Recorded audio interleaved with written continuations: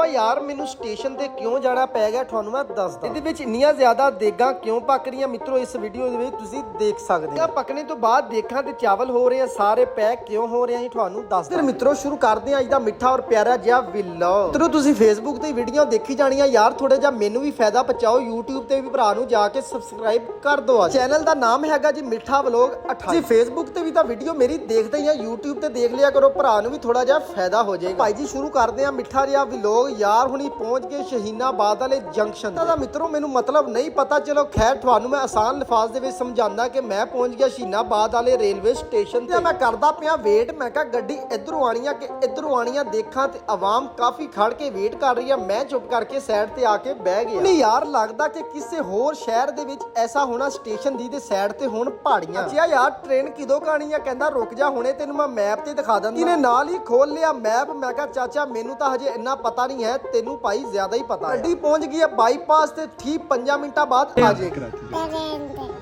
ਅੱਛਾ ਨਾ ਮੁੰਨਾ ਬੱਚਾ ਕਹਿੰਦਾ ਮੈਂ ਚੱਲਿਆ ਟ੍ਰੇਨ ਤੇ। ਮੈਂ ਕਿਹਾ ਠੀਕ ਹੋ ਗਿਆ ਯਾਰ, ਜਾਣਾ ਬਣਦਾ ਵੀ। ਟ੍ਰੇਨ ਦੇਖਾਂ ਤੇ ਭਾਈ ਜੀ ਦਿਨ ਨੂੰ ਵੀ ਲਾਈਟਾਂ ਜਲਦੀਆਂ। ਮੈਂ ਕਿਹਾ ਕੀ ਹੋਇਆ, ਕਹਿੰਦਾ ਟ੍ਰੇਨ ਦਾ ਅਗਲਾ ਸ਼ੀਸ਼ਾ ਹੈਗਾ ਗੰਦਾ, ਇਸ ਕਰਕੇ ਥੋੜਾ ਜਿਹਾ ਨਜ਼ਰ ਨਹੀਂ ਆਉਂਦਾ। ਆਮ ਤਾਂ ਭਾਈ ਜਲਦੀ ਜਲਦੀ ਨਸਲ ਲੱਗ ਗਈ ਟ੍ਰੇਨ, ਕਹਿੰਦੇ ਜਿਵੇਂ ਰੁਕੂਗੀ ਆਵਾਮ ਲੱਥੂਗੀ, ਨਾਲ ਹੀ ਅਸੀਂ ਵੀ ਜਗ੍ਹਾ ਜਲਦੀ ਜਲਦੀ ਮੱਲ ਲਾਂਗੇ। ਕੱਲਾ ਯਾਰ ਹੁਣੀ ਜਿਹਨੂੰ ਚੜਾਣ ਆਏ ਸੀ ਉਹਨੂੰ ਚੜਾਇਆ ਟ੍ਰੇਨ ਤੇ, ਆਵਾਮ ਦੇਖਾਂ ਤੇ ਵਾਪਸ ਜਾਂਦੀ ਪਈ ਆ ਤੇ ਯਾਰ ਹੁਣੀ ਵੀ ਜਾਂਦੇ ਪਏ ਆ ਜੀ ਹੁਣ ਵਾਪਸ। ਤੇ ਭਾਈ ਜੀ ਦੇਖਾਂ ਰਕਸ਼ਿਆਂ ਦੀਆਂ ਲੱਗੀਆਂ ਲਾਈਨਾਂ। ਮੈਂ ਕਿਹਾ ਕਿਆ ਬਾਤ ਹੈ ਭਾਈ ਜੀ, ਦੇਖਾਂ ਤੇ ਰਕਸ਼ੇ ਨੂੰ ਸਵਾਰੀ ਕੋਈ ਵੀ ਨਹੀਂ ਬਹਿ ਵਾਲੇ ਤਾਂ ਮੈਨੂੰ ਵੀ ਪੁੱਛਣ ਲੱਗ ਗਏ ਭਾਈ ਜੀ ਜਾਣਾ। ਮੈਂ ਕਿਹਾ ਯਾਰ ਮੈਂ ਆਪਣੇ ਹੈਪਾ ਬਾਈਕ ਤੇ ਆਇਆ, ਹੈਪਾ ਬਾਈਕ ਮੈਂ ਆਪਣਾ ਕਿਵੇਂ ਛੱਡ ਸਕਦਾ। ਵਾਪਸੀ ਸ਼ਹੀਨਾਬਾਦ ਤੋਂ ਭਾਈ ਜੀ ਆਂਦਾ ਪਹਿਲੇ ਨੰਬਰ ਤੇ 22 ਚੱਕ, ਫਿਰ ਆਂਦਾ 21 ਚੱਕ। ਦੇਖਾਂ ਫਿਰ ਯਾਰ ਹੁਣੀ ਪਹੁੰਚ ਗਏ ਜੀ ਆਪਣੇ ਪਿੰਡ ਵਾਪਸ। ਫਿਰ ਮਿੱਤਰੋ ਵਾਪਸੀ ਤੇ ਯਾਰ ਹੁਣੀ ਜਿਵੇਂ ਮਹੱਲੇ ਦੇ ਵਿੱਚ ਪਹੁੰਚੇ, ਦੇਖਾਂ ਤੇ ਭਾਈ ਸਫਾਈ ਕਮੇਟੀ ਵਾਲੇ ਆਏ ਹੋਏ। ਜਿਹੜੇ ਸਫਾਈ ਕਮੇਟੀ ਵਾਲੇ ਆ ਇਹ ਆਏ ਆ ਜੀ ਸਰਕਾਰੀ, ਮਤਲਬ ਸਰਕਾਰੀ ਡਿਊਟੀ ਇਹਨਾਂ ਦੀ ਲੱਗੀ ਹੋਈ ਹੈ। ਇੱਕ ਵਾਰੀ ਯਾਰ ਹੁਣੀ ਹੈਪਾ ਬਾਈਕ ਤੇ ਬਹਿ ਗਏ, ਦੇਖਾਂ ਤੇ ਹੈਪਾ ਬਾਈਕ ਨੂੰ ਉੜਨੇ ਵਾਲਾ ਬਟਨ ਵੀ ਲੱਗਿਆ ਹੋਇਆ, ਇਹਨੂੰ ਦਬਾ ਦੇਵਾਂ ਤੇ ਮਿੱਤਰੋ ਮੈਂ ਪਤਾ ਨਹੀਂ ਚੰਦ ਤੇ ਹੀ ਪਹੁੰਚ ਜਾਵਾਂ। ਜਲਦੀ ਜਲਦੀ YouTube ਤੇ ਤੁਸੀਂ ਸਬਸਕ੍ਰਾਈਬ ਕਰ ਦਿਓ, ਤੁਹਾਡੇ ਭਰਾ ਨੇ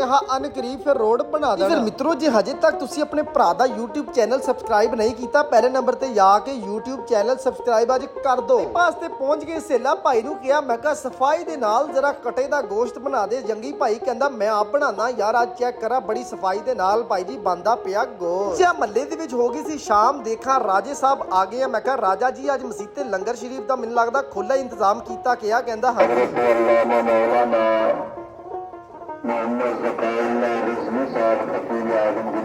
ਜੀ ਮਿੱਤਰੋ ਮਸਜਿਦ ਦੇ ਵਿੱਚ ਮਹਿਫਲ ਵੀ ਆ ਤੇ ਮਹਿਫਲ ਤੋਂ ਥੋੜੀ ਜਿਹੀ ਦੇਰ ਪਹਿਲੇ ਮਾਸ਼ਾਅੱਲਾ ਜੀ ਦਸਤਾਰ ਬੰਦੀ ਵੀ ਆ। ਇੱਕ ਬੱਚੇ ਦੀ ਨਹੀਂ ਹੈ, ਦੋ ਦੀ ਨਹੀਂ ਹੈ, ਪੂਰੇ 11 ਬੱਚਿਆਂ ਦੀ ਮਾਸ਼ਾਅੱਲਾ ਦਸਤਾਰ ਬੰਦੀ। ਫਿਰ ਮਿੱਤਰੋ ਯਾਰ ਪੂਰੇ 11 ਬੱਚਿਆਂ ਨੇ ਅੱਜ ਮਾਸ਼ਾਅੱਲਾ ਜੀ ਹਿਫਜ਼ੇ ਕੁਰਾਨ ਕੀਤਾ ਤੇ ਉਹਨਾਂ ਦੀ ਦਸਤਾਰ ਬੰਦੀ ਵੀ। ਭਾਈ ਜੀ ਮਾਸ਼ਾਅੱਲਾ ਖੁੱਲਾ ਹੀ ਲੰਗਰ ਸ਼ਰੀਫ ਦਾ ਅੱਜ ਇੰਤਜ਼ਾਮ ਕੀਤਾ ਜਾ ਰਿਹਾ। ਮੈਂ ਕਿਹਾ ਯਾਰ ਜਲਦੀ ਜਲਦੀ ਪਕਾ ਲਓ, ਭੁੱਖ ਬਹੁਤ ਲੱਗੀ ਆ ਯਾਰ। ਸਾਹਿਬ ਨੇ ਮਾਸ਼ਾਅੱਲਾ ਪਹਿਲੀ ਦੇਗ ਨੂੰ ਦਮ ਦੇ ਦਿੱਤਾ ਸੀ। ਦੇਖ ਕਹਿੰਦੀ ਮੇਰਾ ਦਮ ਘੁੱਟ ਰਿਹਾ। ਅਹਿਮਦ ਭਾਈ ਤੇਰੇ ਮੂੰਹ 'ਚ ਕਿਹੜਾ ਪਾਣੀ ਆ ਗਿਆ ਬਈ? ਓ ਯਾਰ ਅੱਜ ਦੇਗਾਂ ਨੂੰ ਦੇਖ ਕੇ ਨਾ ਮੈਨੂੰ ਨੀਂਦ ਨਹੀਂ ਆ ਰਹੀ। ਮਹਿਫਲ ਸੁਣਨੀ ਆ ਦਾ ਮਹਿਫਲ ਸੁਣਨੀ।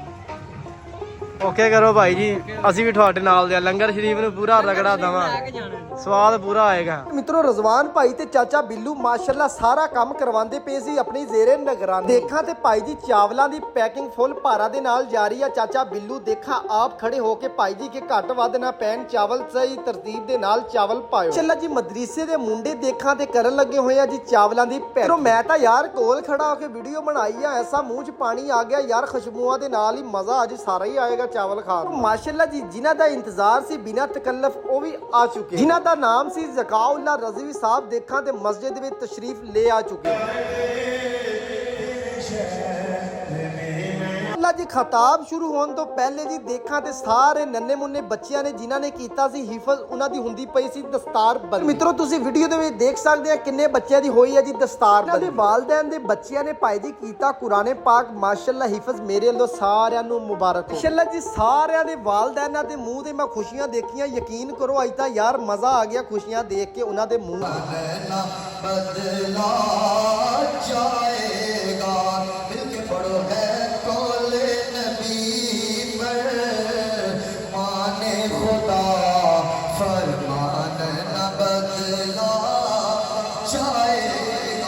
ਮਾਸ਼ਾਅੱਲਾ ਜੀ, ਜਿਨ੍ਹਾਂ ਨੇ ਕੁਰਾਨੇ ਪਾਕ ਹਿਫਜ਼ ਕੀਤਾ ਉਹਨਾਂ ਦੇ ਨੂਰਾਨੀ ਚਿਹਰੇ ਮੈਂ ਕਿਹਾ ਯਾਰ ਕੋਲੋਂ ਵੀ ਜਾ ਕੇ ਤੁਹਾਨੂੰ ਦਿਖਾ। ਮਾਸ਼ਾਅੱਲਾ ਮੈਨੂੰ ਇੰਨੀ ਖੁਸ਼ੀ ਹੋ ਰਹੀ ਹੈ ਤੇ ਲਾਲੋ ਸਾਹਿਬ ਯਾਰ ਉਹਨਾਂ ਦੇ ਵਾਲਦੈਨ ਨੂੰ ਕਿੰਨੀ ਜ਼ਿਆਦਾ ਹੋਈ ਹੋਣੀ ਆ ਖੁਸ਼ੀ। ਯਾਰ ਸਕੂਲੋਂ ਫਸਟ ਆਵੇ ਤੇ ਆਵਾਮ ਸਾਰੀ ਦਿੰਦੀ ਆ ਮੁਬਾਰਕਬਾਦ। ਮਿੱਤਰੋ ਯਾਰ ਤੁਸੀਂ ਕਮੈਂਟ ਦੇ ਵਿੱਚ ਮੁਬਾਰਕਬਾਦ ਜ਼ਰੂਰ ਦੇਣੀ ਆ, ਨਾਲੇ ਮਾਸ਼ਾਅੱਲਾ ਲਿਖਣਾ। ਮਾਸ਼ਾਅੱਲਾ ਯਾਰ ਕੁਰਾਨੇ ਪਾਕ ਹਿਫਜ਼ ਕੀਤਾ।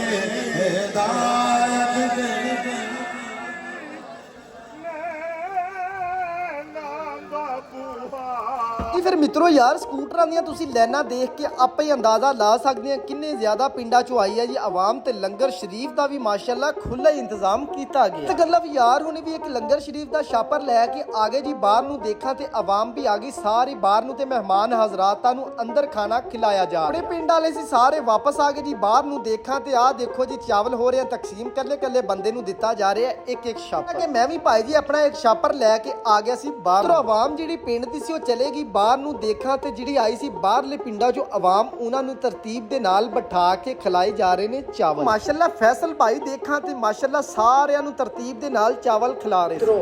ਪੂਰਾ 600 ਸਬਸਕ੍ਰਾਈਬਰ ਚਾਹੀਦਾ ਇਸ ਵੀਡੀਓ ਤੇ ਹੁਣ ਮੇਰੇ ਹੈਗੇ ਜੀ ਤਕਰੀਬਨ 400 ਸਬਸਕ੍ਰਾਈਬਰ। ਹੁਣ ਜਾ ਕੇ ਅੱਜ 1K ਸਬਸਕ੍ਰਾਈਬਰ ਆਪਣੇ ਭਰਾ ਦੇ ਕਰਾ ਦਿਓ। ਆਪਣਾ ਖਿਆਲ ਰੱਖਿਓ, ਨਮਾਜ਼ ਕਾਇਮ ਕਰਿਓ। ਪਾਕਿਸਤਾਨ ਜ਼ਿੰਦਾਬਾਦ।